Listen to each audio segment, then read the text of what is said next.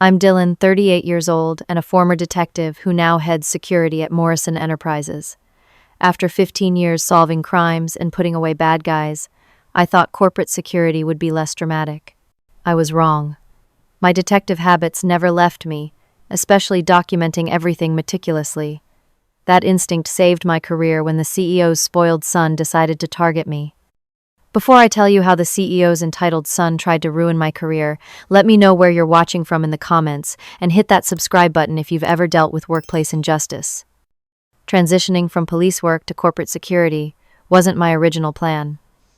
After 15 years as a detective with the Boston Police Department, I was burning out fast. Constant exposure to the worst of humanity takes its toll. When a bullet grazed my shoulder during what should have been a routine arrest, my family begged me to consider a safer career path. The opportunity at Morrison Enterprises came through an old college friend, Amanda Reeves, who worked in their HR department. They need someone with real investigative experience, she told me over coffee. Not just another ex-military guy who knows how to patrol a building. Morrison Enterprises wasn't just any company. They were at the forefront of cybersecurity technology, developing systems that protected everything from small businesses to government installations. The irony wasn't lost on me that I'd be protecting a company that created protection. My security team quickly became like family. Marcus Johnson, a former Air Force security specialist with a photographic memory and terrible dad jokes. Stephanie Winters, our technology expert who could hack her way through almost any system with terrifying efficiency. James Cooper, quiet and observant, who never missed a detail on surveillance.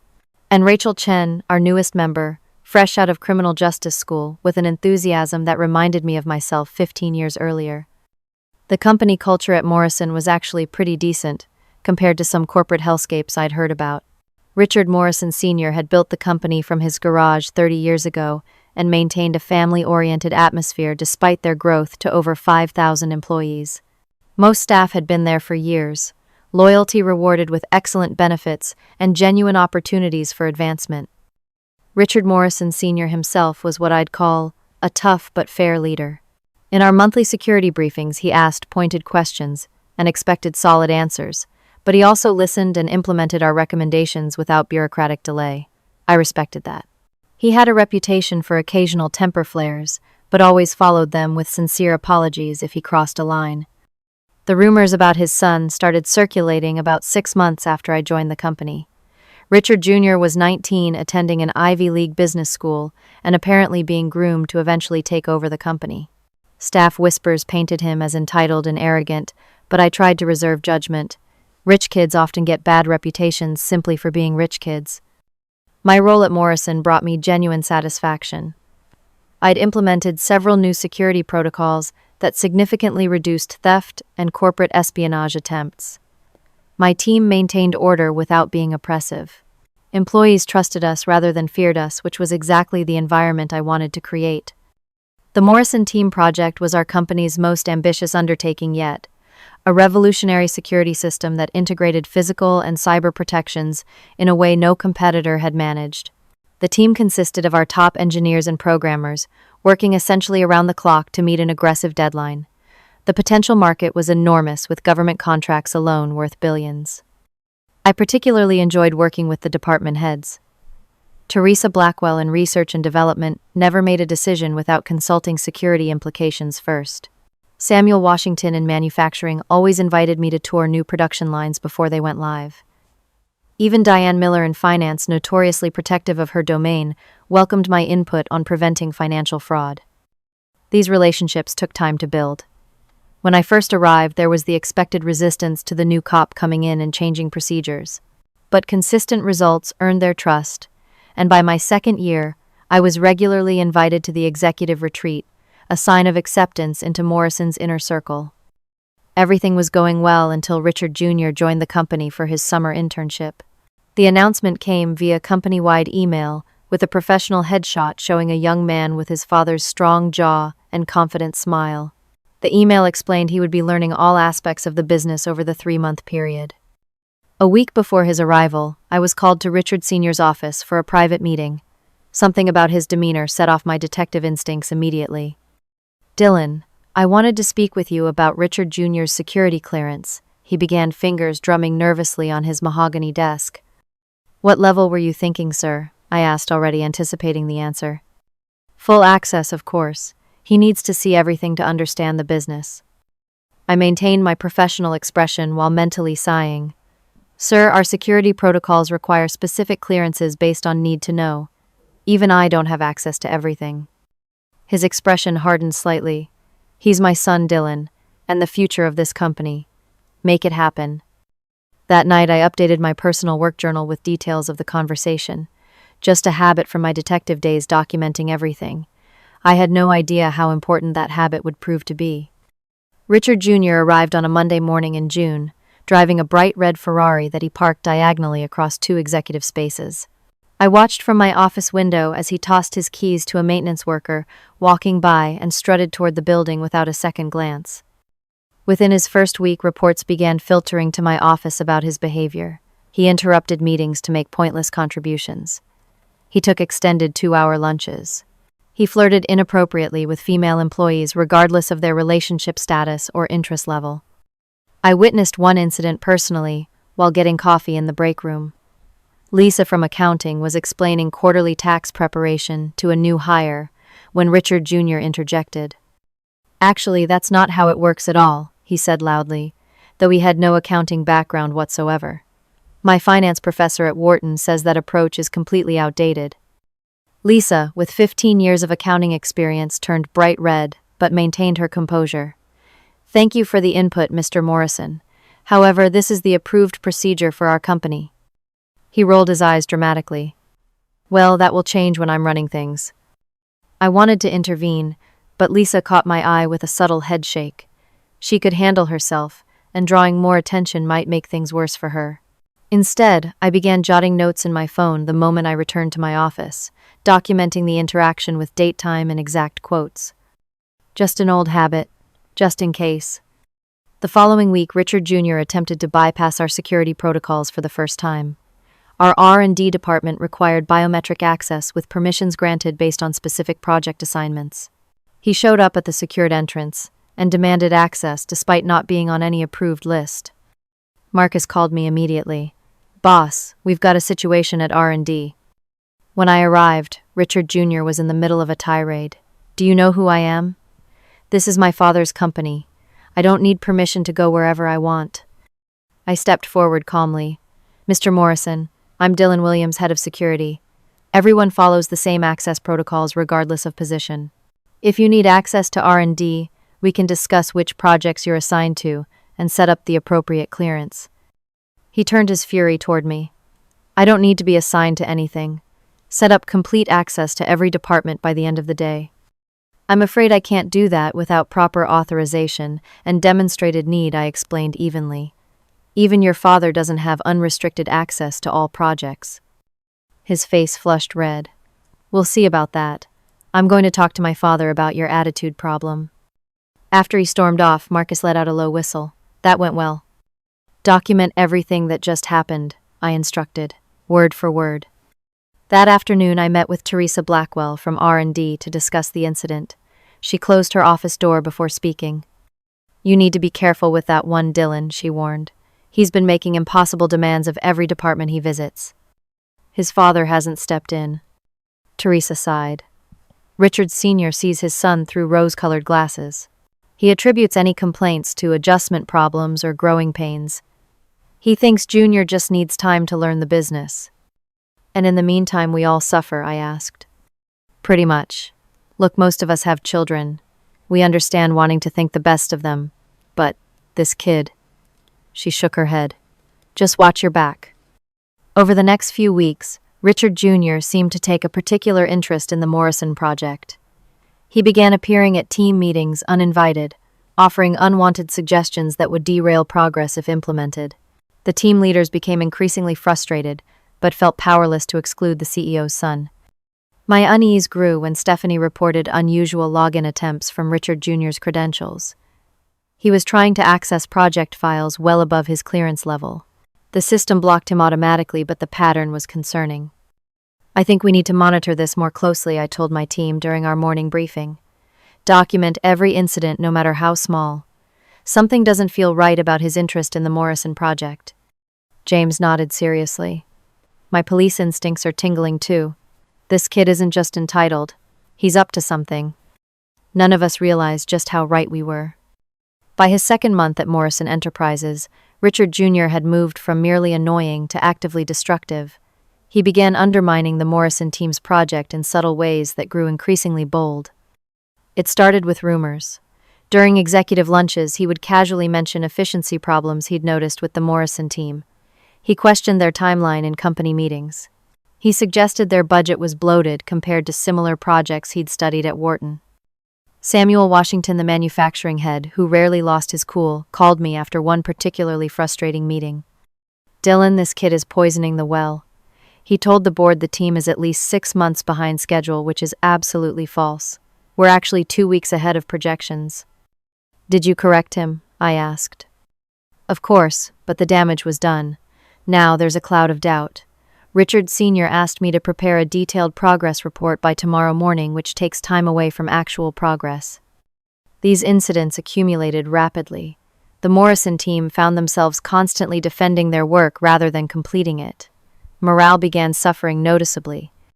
After 2 weeks of this behavior, I decided a professional intervention was necessary. I scheduled a meeting with Richard Jr. through proper channels, keeping everything by the book. He arrived 20 minutes late, then spent another 5 minutes texting, before acknowledging my presence in my own office. "I have concerns about some communications regarding the Morrison project," I began carefully. "There seem to be misunderstandings about their progress and efficiency." He barely looked up from his phone. "Not misunderstandings. That team is a disaster. Dad's too sentimental about them because they've been here forever." "The data doesn't support that assessment," I countered, sliding a folder of performance metrics across my desk. "They're exceeding expectations on nearly every benchmark." He didn't even glance at the folder. "Look, Dylan, was it? I know how these things work. Longtime employees get comfortable. They need shaking up. With all due respect, Mr. Morrison spreading inaccurate information isn't shaking up. It's harmful to the company." That got his attention. He finally put down his phone, his expression darkening. "Are you saying I'm lying?" "I'm saying there's a factual discrepancy between your statements and the documented reality. I'd be happy to walk you through the actual data." "I don't need some rent-a-cop explaining my father's business to me," he snapped, standing abruptly. "Maybe you should worry more about your own job security." The threat was thinly veiled, but I maintained my professional demeanor. "I'm simply doing my job by addressing potential threats to company projects." "We'll see about that," he muttered, before storming out. That same afternoon, our cybersecurity system flagged an unauthorized access attempt to the Morrison project's confidential server. Someone had used an executive terminal to try bypassing security protocols. The attempt failed, but our logs clearly showed it came from Richard Sr.'s private office during a time he was in an off-site meeting. Rachel was first to make the connection. The son must have used his father's office while he was out. "Can we prove it was him?" I asked Stephanie, our tech expert. "Not definitively without cameras in the executive offices which your predecessor removed at Richard Sr.'s request," she replied. "But the timing aligns perfectly with when Jr. was seen entering and leaving that wing." Following protocol, we reported the security breach attempt up the chain, documenting everything meticulously as always. I knew we were poking the bear, but security violations of this magnitude couldn't be ignored regardless of who was responsible. The response came the very next morning. Richard Sr. called me directly, his voice uncharacteristically cold. "Dylan, I need to see you in my office immediately regarding this so-called security breach." When I arrived, Richard Jr. was already there, lounging in a leather chair with a smug expression. "Please explain why you're harassing my son with baseless accusations," Richard Sr. began without preamble. "Sir, we reported a documented security breach attempt as required by our protocols. The report states only the facts and unauthorized access attempt from your office during your absence." "And you implied my son was responsible," he said sharply. "The report makes no such implication. It simply notes the terminal location and timestamp." Richard Jr. leaned forward. "You've had it out for me since day one. Dad, she's threatened by anyone with actual business education. These security types always think they're more important than they are." I remained calm. "Mr. Morrison, if you review the security logs yourself, you'll see this isn't personal. It's a legitimate security concern." "I've heard enough," Richard Sr. sighed. Dylan, I value your work here, but you need to understand that my son is learning the business. I expect you to give him the same respect you'd give me. This is your first and only warning about making accusations. I understand, sir, I replied professionally, though internally I was seething at the injustice. That evening I made a significant decision. After consulting with HR about company policies, I installed legal recording devices in my office. Morrison Enterprise policy explicitly permitted recording in offices for security purposes with proper notification. I placed the required signage on my door stating, "This office is under audio and video surveillance." Few would notice the sign or its implications, but it made any recordings legally obtained under company policy. Another detective habit: always operate within the boundaries of the law while protecting yourself. Over the next week, Richard Jr. became increasingly brazen. He began openly criticizing the Morrison team in company-wide emails. He scheduled unnecessary review meetings that wasted hours of productive time. He even attempted to reassign team members to different projects without departmental approval. Then I discovered something truly alarming. While reviewing security footage from our parking garage, I noticed Richard Jr. meeting with someone in an unmarked car late one evening. The camera angle didn't capture the other person clearly, but the interaction looked furtive and suspicious. The next day, I had Stephanie discreetly check Richard Jr.'s company email communications. What we found sent chills down my spine. He had been in contact with representatives from Saxon Tech, our biggest competitor, using coded language about future opportunities and valuable insights. This wasn't just entitlement or nepotism anymore. This was potential corporate espionage, and the Morrison project appeared to be the target. I began compiling a secure file with all the evidence we'd gathered. If my suspicions were correct, Richard Jr. wasn't just trying to undermine the team, he was actively working to sabotage our flagship project for personal gain. The confrontation was coming. I could feel it in my bones, the same way I used to sense when a suspect was about to break during an interrogation, and when it happened, I would be prepared. The morning started like any other. I arrived at 7:30, reviewed overnight security reports, and met briefly with my team to assign daily priorities. Nothing suggested it would be the day everything came to a head. At 11:15, my office door burst open without a knock. Richard Jr. stormed in, face flushed with anger, slamming the door behind him. I noticed his eyes dart briefly to the surveillance notification sign before dismissing it. "We need to talk right now," he demanded, looming over my desk. I remained seated, keeping my expression neutral. "Please have a seat, Mr. Morrison." "I'll stand," he snapped. "I just came from a meeting about the Morrison project. Their performance is unacceptable." "That's interesting," I replied calmly. "The data shows they're exceeding benchmarks. What specific metrics are concerning you?" He waved dismissively. "Metrics can be manipulated. I need you to fire the Morrison team, all of them." The demand was so outrageous I momentarily thought I'd misheard. "Excuse me." "Fire the Morrison team," he repeated, slowly, as if explaining to a child. "Or I'll destroy your career." I leaned back in my chair, studying him carefully. On what grounds would I fire our top-performing team? Insubordination. Poor performance. Make something up, I don't care. His voice rose with each word. That project should be led by forward-thinking people, not dinosaurs who've been here forever. Forward-thinking people like who I asked already, suspecting the answer. I have colleagues from business school who could turn this project around in half the time. Dad's too sentimental about loyalty. Sometimes you need fresh blood. "So you want me to fire an entire successful team so you can replace them with your friends?" I clarified, making sure the recording would capture every word. His expression darkened. "You're not understanding me. This isn't a request. Either you fire that team, or I'll make sure my father fires you. One phone call from me and your career at Morrison Enterprises is over." I maintained my composure, though my heart was pounding. "Mr. Morrison, I can't fire employees without cause. It's against company policy and potentially illegal." "Policies can be changed," he snarled, leaning closer. "Who do you think you are? Some washed-up cop playing security guard. This is my father's company. Mine someday. Your job exists at my family's pleasure." "I'm the head of security responsible for protecting this company's assets," I stated firmly. "The Morrison team and their project are valuable assets." He slammed his fist on my desk, sending pens scattering. Fire them by the end of the week, or I promise you won't have a job by Monday. My father will always choose me over you." I stood then, matching his gaze. "I won't be firing anyone without legitimate cause, Mr. Morrison." "You're making a massive mistake," he hissed. "Nobody stands in my way." "Is there anything else, Mr. Morrison?" I asked calmly. His face contorted with rage at my refusal to back down. "You have no idea who you're dealing with. I've already convinced Dad you're resistant to change and hostile to leadership. After today, I'll make sure he knows you're actively undermining me, and by extension him." "Is that a threat?" I asked, ensuring the recording would capture his response. "It's a promise," he spat. "By this time tomorrow, you'll be begging for a job as a mall cop." He stormed toward the door, then turned back. "Fire the Morrison team, or I will end your career. Last chance." The door slammed so hard the blinds rattled. I waited 30 seconds to ensure he was gone, then locked my door and called Stephanie. "I need you in my office immediately. Bring the secure laptop." While waiting, I saved backup copies of the surveillance footage to multiple secure locations.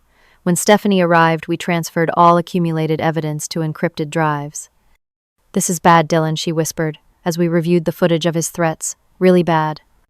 "I know," I agreed, "but we've documented everything. That's what matters now." I submitted a formal incident report to HR, attaching the recording as evidence. The HR director, Paula Jenkins, looked genuinely frightened when I played a short clip for her. "Dylan, you know I support you, but—" She trailed off, glancing nervously at the executive floor. "But Richard Sr. will side with his son," I finished for her. She nodded miserably. "I have to forward this up the chain. But between us, start updating your resume." I wasn't ready to give up. After leaving HR, I called Bernard Wright, a board member I'd worked closely with on security initiatives. "Bernard, I need 15 minutes of your time. Today, if possible. It's urgent." His secretary fit me in at 5:30. I brought a tablet with select evidence, including the most damning recording. Bernard listened without interruption, his expression growing grimmer by the minute.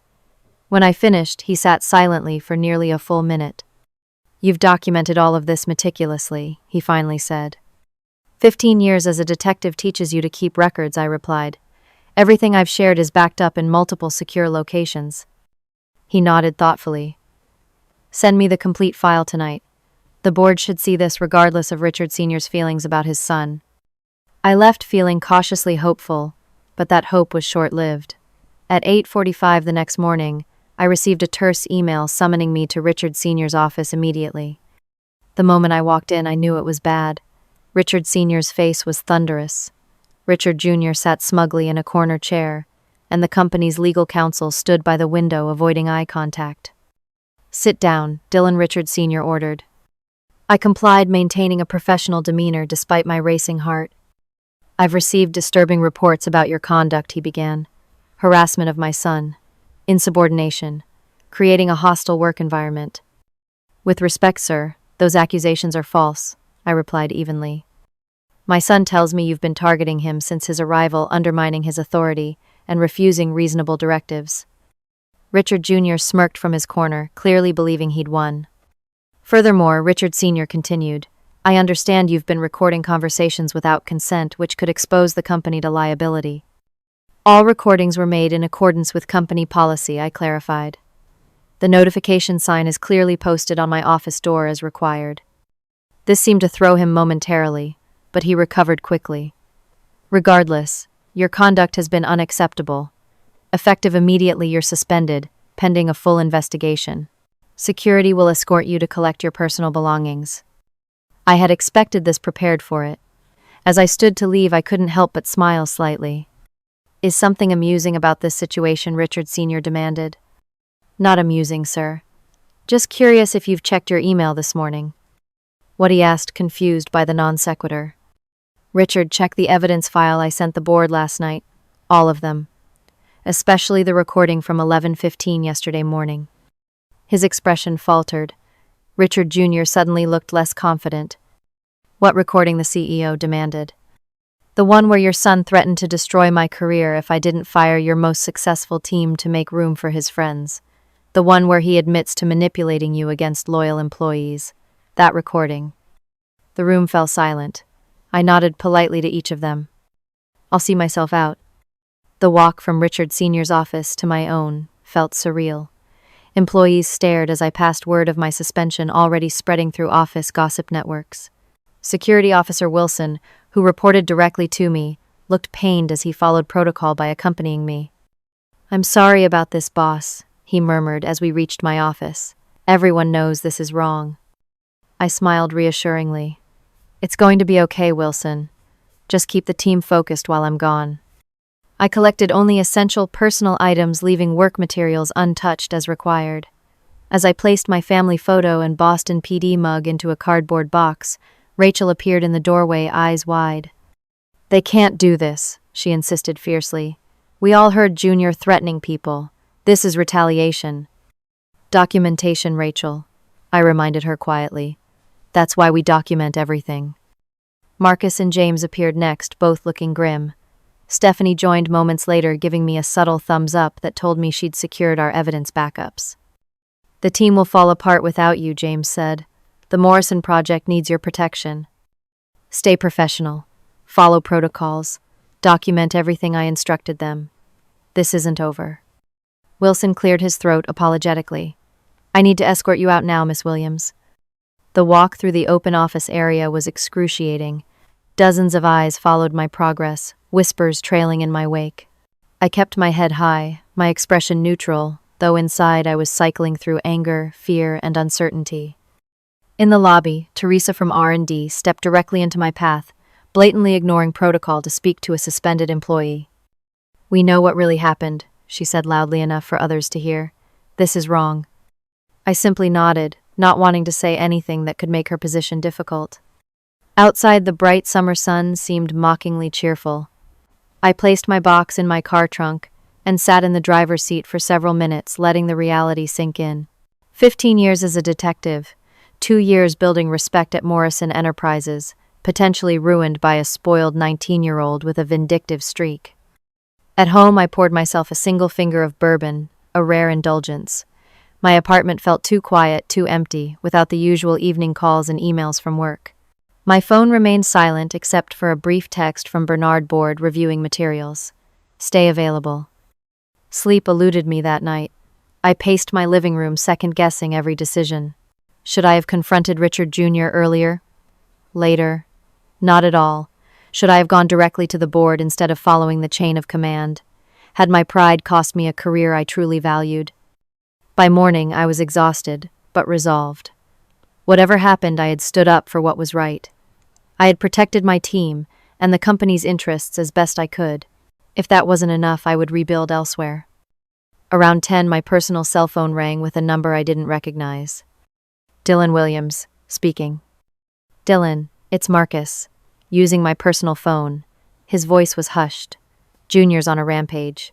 He's demanding access to all Morrison project files and trying to reassign team members. He told Stephanie he's going to replace the entire security department." My stomach tightened. Is he meeting resistance?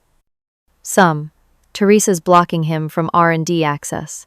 Samuel's insisting on written directives before changing manufacturing priorities. But he's throwing your suspension around as a warning to anyone who challenges him. Keep documenting everything I instructed. And tell the team to stay professional but follow established protocols exactly. Don't cut corners even under pressure. After hanging up, I began organizing all my evidence into a comprehensive report. Every incident, every threat, every attempted security breach. I included timestamps, witnesses, and supporting documentation. The finished product was 43 pages of meticulous detail, revealing a pattern of behavior that threatened the company's most valuable project. Just after noon, Stephanie texted from a burner number, Junior accessing restricted files using father's credentials, logged and tracked. At 3:15, Junior meeting with unknown contact off-site. James photographed from distance. At 4:40, Junior telling executives you were suspended for mental health issues. 3 witnesses. Each message increased my resolve. This wasn't just about my job anymore. The company itself was at risk from within. At 7 that evening, my doorbell rang unexpectedly. Through the peephole, I saw Patricia Alvarez, chairperson of the Morrison Enterprises board. "May I come in?" she asked when I opened the door. This conversation should be private. I led her to my living room, quickly clearing research materials from the coffee table. I apologize for coming to your home. She began declining my offer of coffee. But the situation at Morrison requires discretion. I understand, I replied neutrally, unsure whether she was there to formally terminate my employment. The board has reviewed your evidence, she continued. We've called an emergency session for tomorrow morning.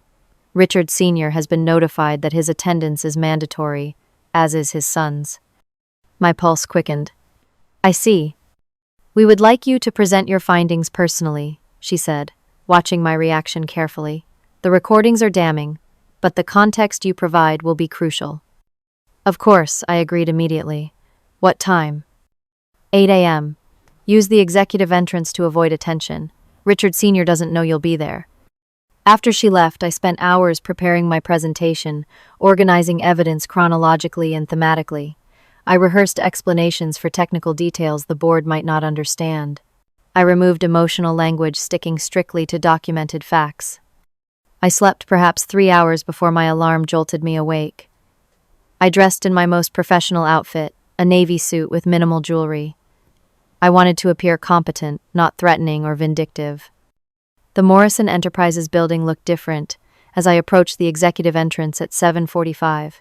For the first time, I felt like an outsider rather than a key member of the team. Bernard Wright met me at the door, his expression serious but supportive. They're already gathering, he said quietly. Richard's lawyer tried to block this meeting but couldn't override the board majority. Junior hasn't arrived yet. He escorted me to a small conference room adjacent to the main boardroom. Wait here until we call you. There's water and coffee if you need it.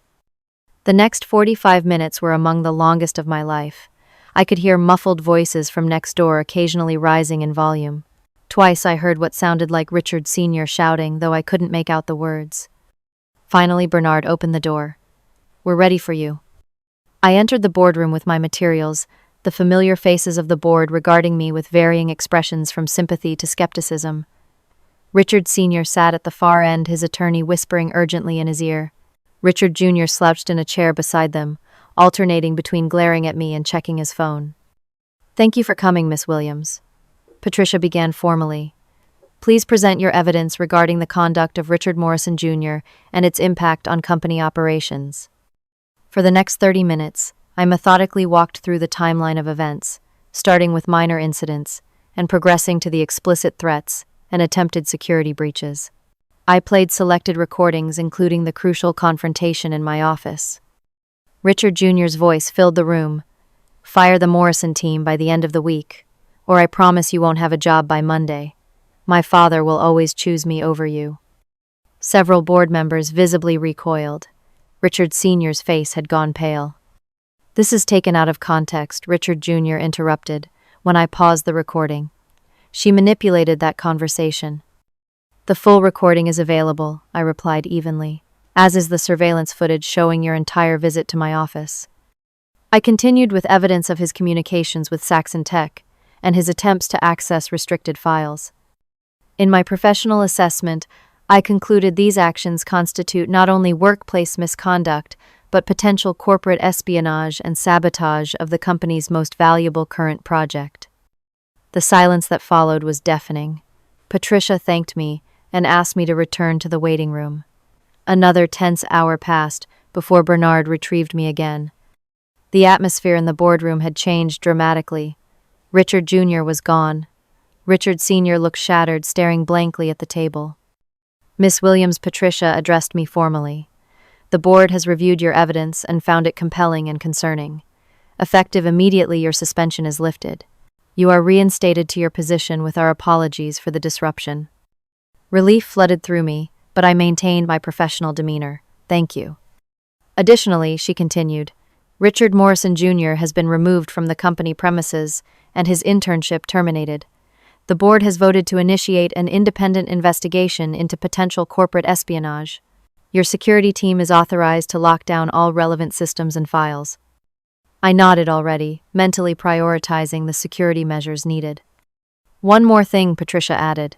The board has temporarily limited Richard Sr.'s authority regarding personnel decisions and security protocols pending completion of the investigation.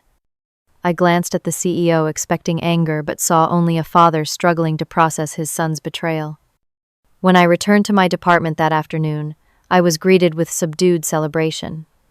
News had already spread throughout the building. "The Queen returns to her castle," Marcus announced dramatically, prompting tired smiles from the team. "Back to work, everyone," I replied, though I couldn't help returning their smiles. "We have systems to secure and a project to protect." As I settled back into my office, Stephanie appeared in the doorway. "We received a company-wide email about policy changes," she said. "All executives, including Richard Sr., now require secondary authorization for accessing restricted projects." I nodded. "Implementation starts immediately." "Junior's access has been completely revoked," she continued. "But there's something else. When I was securing his accounts, I found communications with 3 other interns placed in different departments. They were all feeding him information." The revelation sent a chill through me. How deep did this conspiracy go? "Identify everyone involved," I instructed. "We need to know exactly what information might have been compromised." That evening, as the building quieted, Teresa from R&D stopped by my office. "Welcome back," she said simply. "The Morrison team sent this." She placed a card on my desk signed by every team member. "I was just doing my job," I said, touched by the gesture. Teresa shook her head. "No. You put your career on the line when most would have looked the other way. That's more than a job. That's integrity." As she left, I received an unexpected email from Richard Sr., requesting a meeting the following morning. The confrontation was over, but its aftermath was just beginning. The emergency board meeting had been just the beginning. Over the next week, Morrison Enterprises experienced a seismic shift in operations and atmosphere. My reinstatement sent a clear message throughout the company. Integrity mattered regardless of family connections. My meeting with Richard Sr. the morning after the board decision was unexpectedly subdued. The normally commanding CEO seemed diminished, aging years overnight. "I owe you an apology, Dylan," he began without preamble. "I failed to see what was happening with my son." "Thank you, sir," I replied, keeping my tone neutral. "The evidence you presented." He trailed off, staring out his office window. How long had this been going on? "The concerning behavior began almost immediately after his arrival," I explained. "It escalated significantly in recent weeks." He nodded slowly, and I dismissed every warning sign, every complaint. It's natural to want to believe the best of family, I offered, feeling an unexpected pang of sympathy despite everything. Natural, perhaps, but inexcusable for a CEO. He turned back to face me directly. "The board has restricted my authority pending a complete investigation. I want you to know. I support that decision." His humility surprised me. "The company's interests must come first," I acknowledged. "Yes, and I forgot that." He sighed heavily. "I've authorized full access to all my communications and files for your team's investigation. No exceptions, no restrictions." The comprehensive investigation revealed the full extent of Richard Jr.'s actions. Saxon Tech had approached him months before his internship began, identifying him as a potential source of inside information. Emails recovered from his accounts showed initial reluctance giving way to enthusiasm as financial incentives increased. He had systematically targeted the Morrison project, recognizing its market-disrupting potential. More disturbing were his plans for restructuring after the project failed. He had detailed lists of loyal employees to terminate, including my entire security team and most of the Morrison project developers. Their replacements were predominantly friends from business school, many with questionable qualifications, but family connections to Saxon Tech investors. 3 days after my reinstatement, I presented these findings to the board. Patricia Alvarez looked physically ill as I detailed the extent of the planned corporate sabotage. "This goes beyond youthful indiscretion or nepotism," she stated after my presentation. "This is a calculated attempt to undermine Morrison Enterprises from within." Bernard Wright nodded grimly. "The question becomes how we proceed. This information could destroy the company if it became public." With respect, I interjected carefully. "Transparency is our best protection now. A controlled disclosure of the attempt and our response demonstrates corporate responsibility." The debate continued for hours. Richard Sr., still present, though no longer leading board discussions, eventually spoke. "Dylan is right. We disclose what happened, what we've done to address it, and how we're strengthening protections going forward. Anything less risks, greater damage if details leak piecemeal. The board voted unanimously for controlled disclosure to key stakeholders, including major clients and investors. They also approved my comprehensive security enhancement proposal, which had been repeatedly delayed under Richard Jr.'s influence. The following day brought another revelation. James and Stephanie discovered that Richard Jr. had installed unauthorized software on several executive computers, creating backdoor access to confidential communications. The sophisticated program suggested professional assistance beyond his personal capabilities. This is far beyond what a 19-year-old business student could implement alone, Stephanie explained as we examined the code. He had expert help. The discovery prompted expanding our investigation to include external forensic experts. Their analysis confirmed our suspicions Richard Jr. had been working with a professional hacker paid through offshore accounts. Each new discovery strengthened my position, but complicated the company's situation. The potential legal ramifications grew with every piece of evidence. The Justice Department would eventually need to be involved given the scale of attempted corporate espionage. A week after my reinstatement, I was called to another emergency board meeting. This time the mood was decisive rather than investigative. Based on the cumulative evidence, Patricia announced the board has voted to remove Richard Morrison Jr. permanently from any current or future position within the company. Additionally, his inheritance shares will be placed in a restricted trust with oversight provisions. Richard Sr. nodded silently at this pronouncement. The personal cost was evident in his expression, but he raised no objection. Furthermore, Patricia continued, given the serious nature of these actions, we have reported all findings to appropriate legal authorities. Richard Jr. will need to address potential criminal charges. The board has also voted to temporarily limit Richard Sr.'s executive authority, Bernard added. Daily operations will be overseen by an executive committee until we complete restructuring. When I returned to my department after the meeting, the atmosphere had changed noticeably. My team worked with renewed purpose and confidence. The Morrison team sent this, Rachel said, handing me a project update. They're back on accelerated schedule since the interference stopped. They wanted you to be the first to know. The project statistics were impressive. Without Richard Jr.'s constant disruptions and sabotage attempts, the team had regained momentum rapidly. Throughout the company, other changes became apparent. Employees who had feared speaking up now reported problems promptly. Suggestions for improvements flowed more freely. The culture was transforming from fear to collaboration. 2 weeks after the board's decision, I returned to my office after lunch to find several employees waiting outside my door. We wanted to thank you, Lisa, from accounting, said, serving as their spokesperson. Things are different now, better. I was just doing my job. I reminded them, slightly uncomfortable with the attention. You did what many wouldn't have risked, Samuel from manufacturing countered. You stood up to power when it was abused. As they dispersed, Teresa lingered behind. The board asked me to let you know privately, she murmured. They're creating a new executive position, ethics and compliance officer, reporting directly to the board. They're hoping you'll consider it. The next day, Richard Sr. asked to meet me in the Morrison team's lab rather than his office. He looked different, humbled, but somehow more authentic without the CEO armor he typically wore. I wanted you to see this, he said, gesturing to the prototype security system the team had developed. Without your intervention, this would have been compromised or lost entirely. The team deserves the credit, I replied. They created it. But you protected them when I failed to, he acknowledged. This company has been my life's work, Dylan. I nearly lost it because I couldn't see my son clearly. I won't make that mistake again. As employees filtered back into the lab, many nodded respectfully to me. The dynamic had fundamentally changed.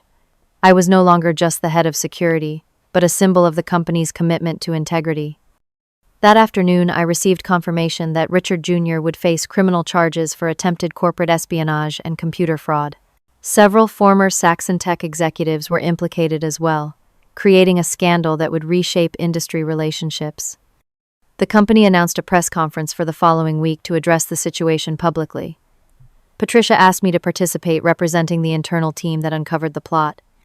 People need to see the face of corporate integrity, she explained. You've earned that recognition. As preparations for the announcement continued, More employees began sharing stories of Richard Jr.'s misconduct that they'd previously been afraid to report. The pattern was even more extensive than we had initially documented. By the end of my third week back, the Morrison project had fully recovered and was advancing ahead of schedule. The team's morale had never been higher, their appreciation for security protocols never stronger. "We wouldn't be here without you," the project leader told me during a routine security review.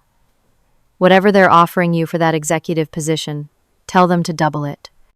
Word traveled fast in corporate environments. I smiled, but neither confirmed nor denied the rumor. The turning point wasn't a single moment, but a cascade of realizations throughout the company that ethical behavior would be rewarded, that documentation mattered, that no one was above accountability. My detective habits had not only saved my career, but potentially the company itself. 6 months after the confrontation that changed everything, I stood at the window of my new corner office overlooking the Boston skyline. The brass nameplate on my door read, "Dylan Williams, Executive Vice President of Ethics and Corporate Security." Morrison Enterprises had transformed dramatically in those months. The restructuring went far beyond removing one bad influence. It had sparked a comprehensive reevaluation of company culture and practices. The Morrison project launched 3 weeks earlier than projected to industry acclaim and immediate market impact. Government contracts worth billions followed along with private sector implementations across multiple industries.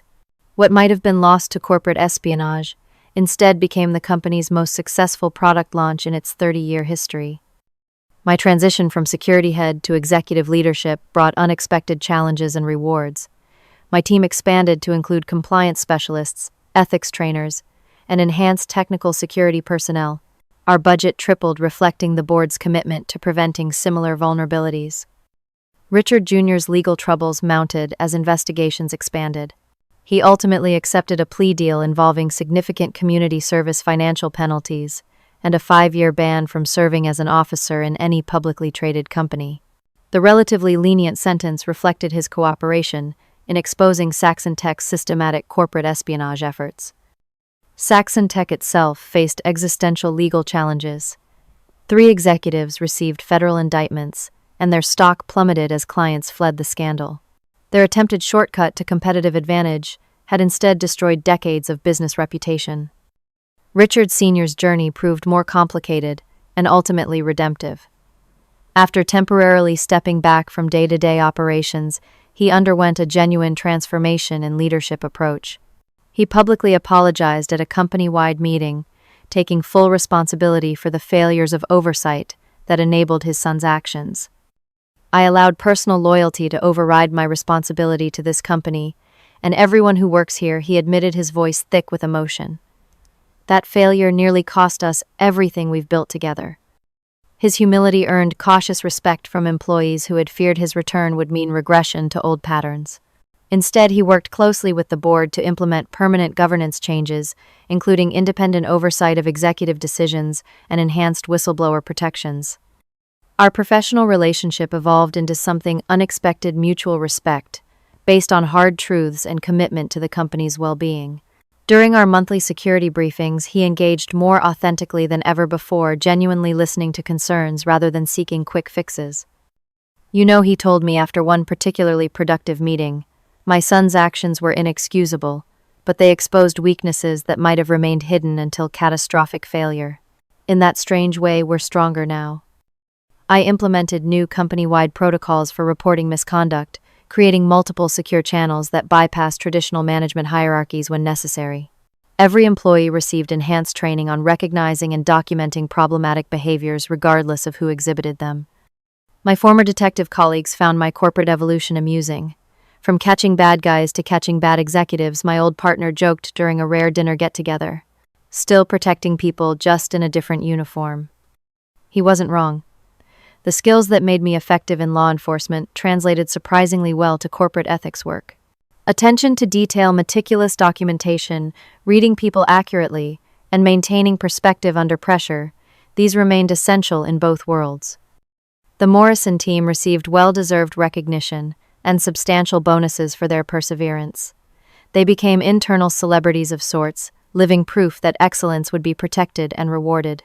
Several members were promoted to leadership positions, their experience navigating corporate politics now considered valuable expertise rather than unwelcome boat rocking. Teresa from R&D eventually joined my expanded department, bringing her scientific precision to our compliance frameworks. I spent 20 years designing security systems for data, she explained when applying. Why not apply that thinking to human systems too? One afternoon, nearly 8 months after the confrontation, Richard Sr. requested a private meeting in the company memorial garden, an unusual location that signaled personal rather than business discussion. "I owe you a debt I can never fully repay," he began as we sat on a stone bench beside blooming cherry trees. "Not just for saving the company, though that would be enough, but for forcing me to see truth I was avoiding." "Your son made his own choices," I replied carefully. "That's not on you." He shook his head slowly. "I created the environment that made those choices possible. I taught him through my actions that rules applied differently to us. That power meant never facing consequences." The insight surprised me with its self-awareness. "The hardest part," he continued, "is accepting that my intervention now comes too late to prevent the damage to his character. All I can do is ensure he experiences appropriate consequences while offering support for genuine change." That's more wisdom than many parents find I offered. 6 months later, I implemented company-wide lessons learned workshops drawing from our experience. These sessions became unexpected forums for employees to discuss ethical challenges they faced and strategies for addressing them constructively. During one workshop with the engineering department, a junior developer raised her hand tentatively. "How do you find the courage to document problems when the person causing them has more power than you?" "Documentation isn't about immediate confrontation," I explained. "It's about creating an objective record that stands independent of power dynamics. The truth has its own authority when properly preserved." This became something of a mantra throughout the company. The truth has its own authority. Employees embraced the concept that documentation wasn't about getting others in trouble, but about protecting integrity, their own and the company's. A year after the confrontation, Morrison Enterprises was featured in Harvard Business Review as a case study in corporate ethics transformation. The article highlighted how addressing ethical failures openly, rather than hiding them, had strengthened rather than weakened the company's market position. Transparency, it turned out, was good business. My reflections on the entire experience crystallized into principles I shared during a leadership conference. Integrity isn't just a personal virtue, it's a professional asset. Documentation isn't paranoia, it's protection for everyone committed to doing right. And courage isn't absence of fear, it's acting ethically despite that fear. The journey from detective to security head to corporate executive taught me that environments change, but principles shouldn't. The same dedication to truth that drove my police work remained my foundation in corporate leadership. Sometimes I told my team during our annual planning retreat, the most important evidence isn't what you collect, but who you choose to be when no one's watching. Have you ever stood up for what's right when it might have cost you something important? I'd love to hear your stories in the comments. And if this story resonated with you, please hit that subscribe button and share it with someone who might need encouragement to document everything and stand firm in their integrity. Thanks for listening to my journey, and remember, sometimes the most powerful weapon against wrongdoing is simply the truth carefully preserved. Like, subscribe, and let me know what you think below.